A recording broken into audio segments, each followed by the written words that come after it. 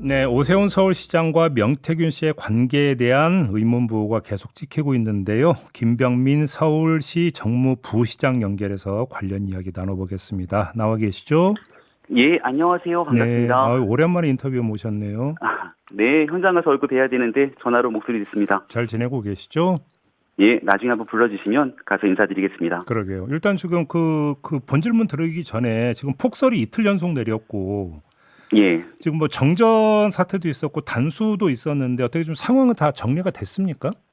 예, 대설특보 발령되고 난 다음에 바로 제설 비상근무 2단계 격상하고 네.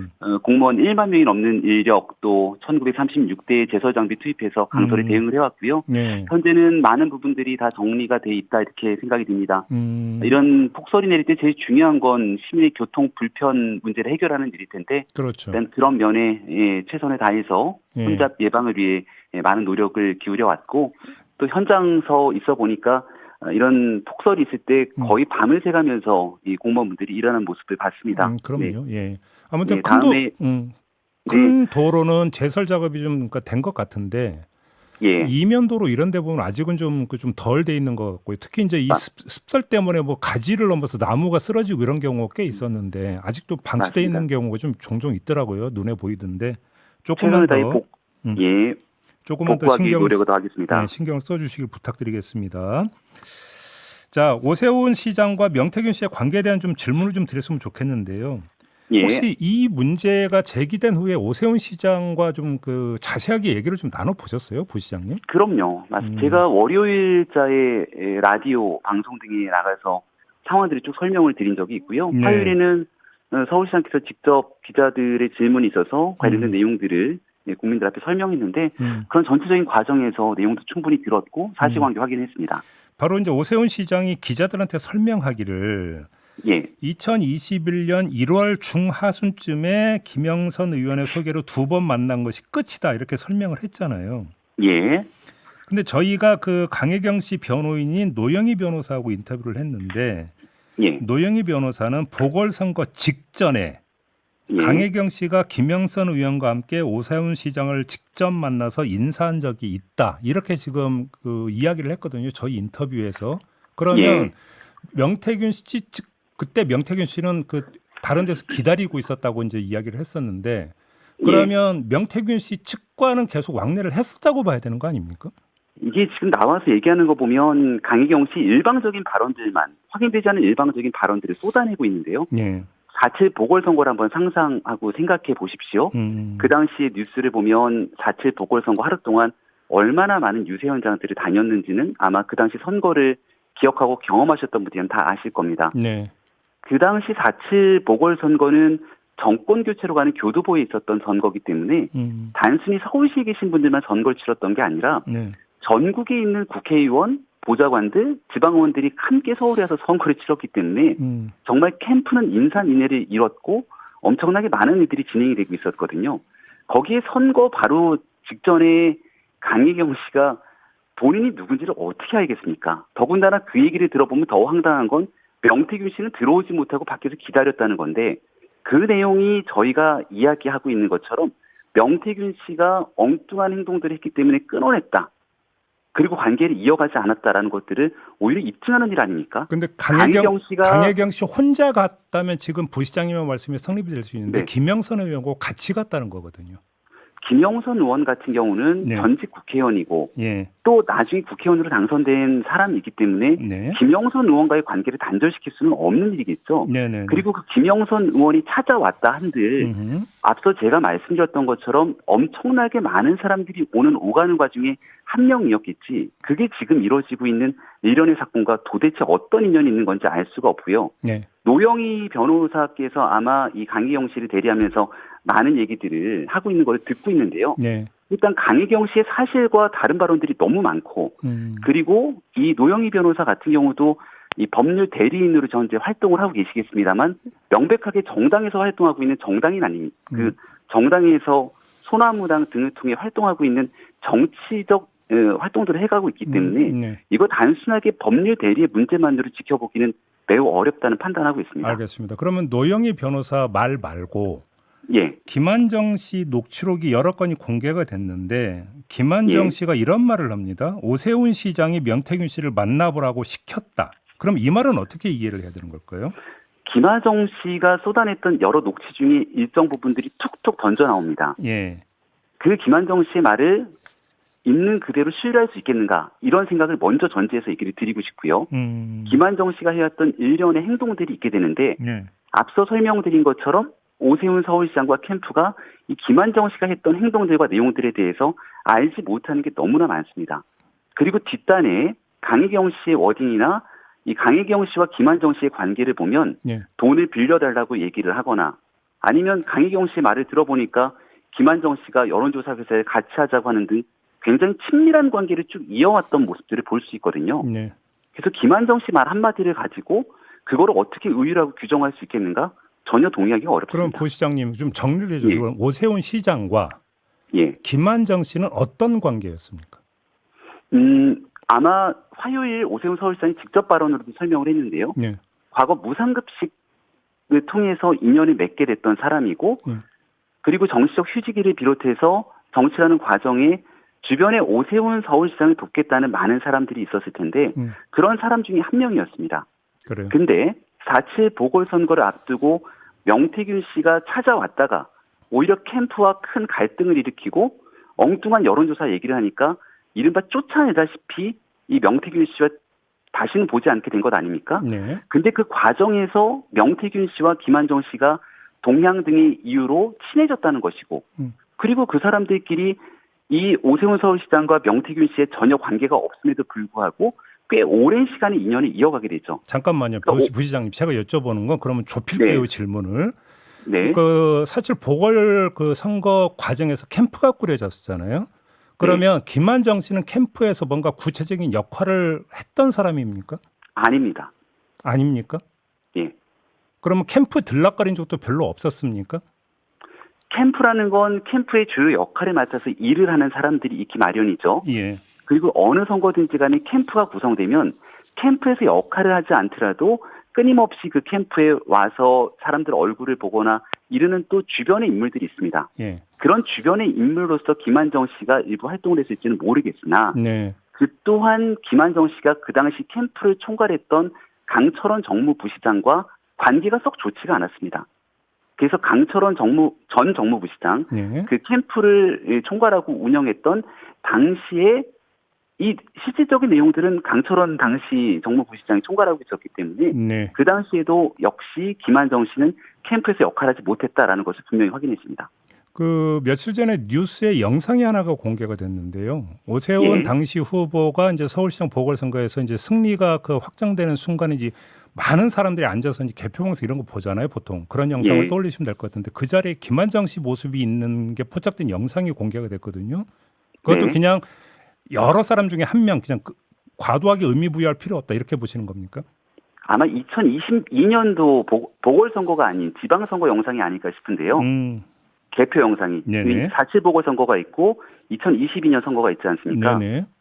제가 2022년도 지방선거 때는 대변인을 했거든요. 개표 영상의 사회를 제가 봤고요.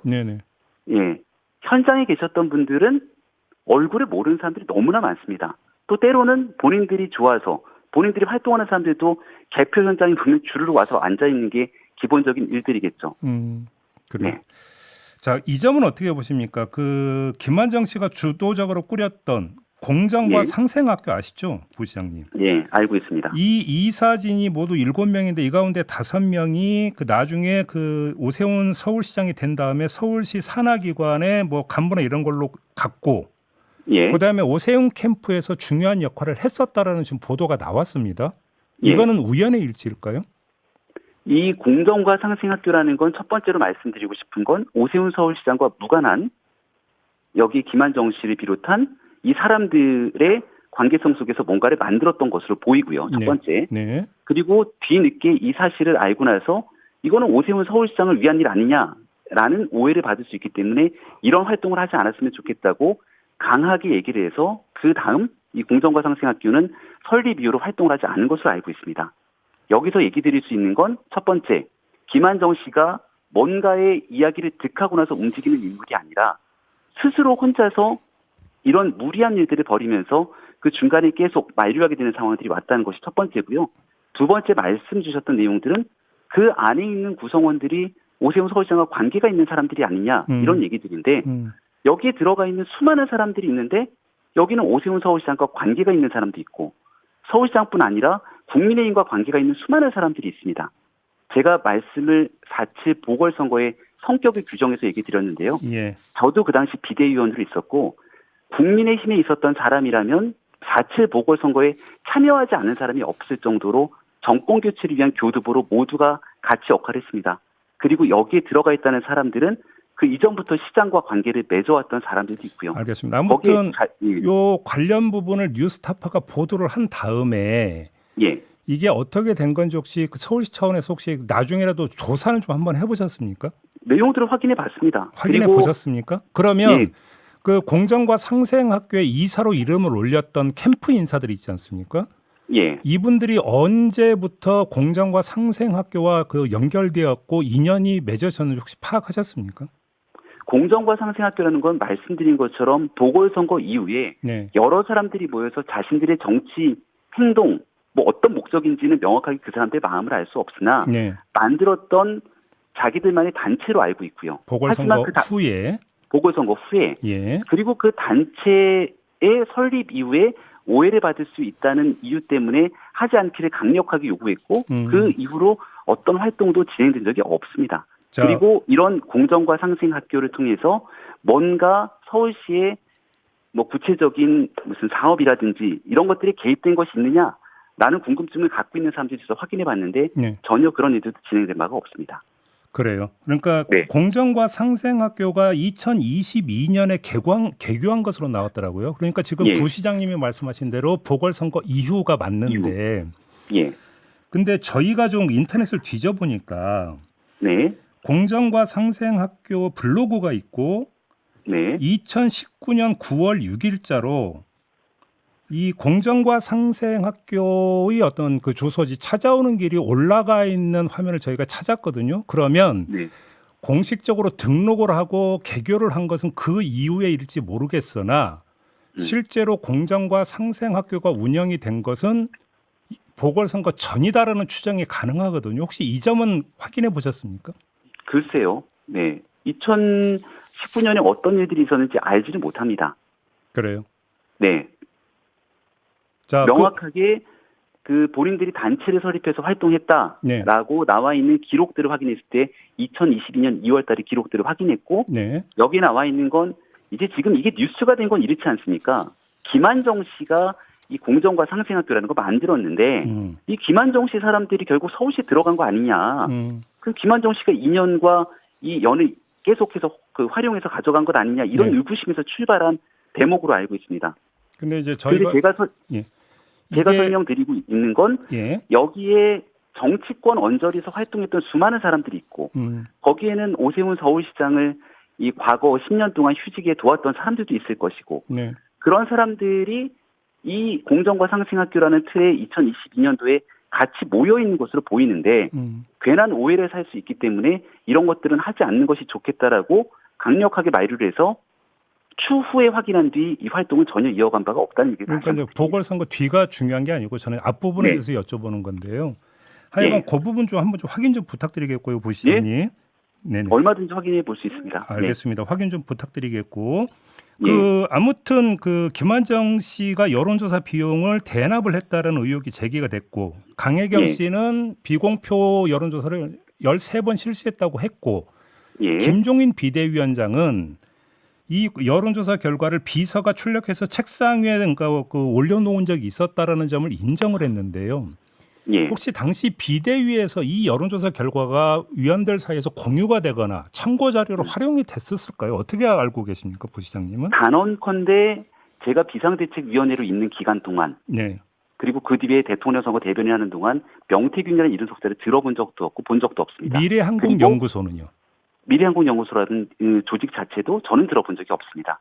그리고 김종인 위원장과 저도 수시로 보궐선거 당시에 모든 것들을 상의하면서 일을 했거든요. 왜냐하면 당시 비대위에서 활동했던 사람들은 제가 김종인 위원장과 얼마나 가까웠는지를 아마 많은 분들이 알 겁니다. 매일 아침 새벽 6시가 넘어서 거의 통화를 가면서 많은 일들을 준비하고 많은 조언들을 김종인 위원장이 했습니다. 네. 그렇게 마련된 일들을 명태균 씨는 어디서 본인이 들은 건지 모르겠지만 자기가 전략을 수립했다고 얘기하는데 네. 당시 선거를 준비하고 기획했던 사람들 입장에서 보면 어처구니 없는 일이 아닐 수 없고요. 여론조사 결과를 어제 김종인 위원장이 어젠지 그젠지 라디오에 나와서 하는 얘기 저도 들었습니다.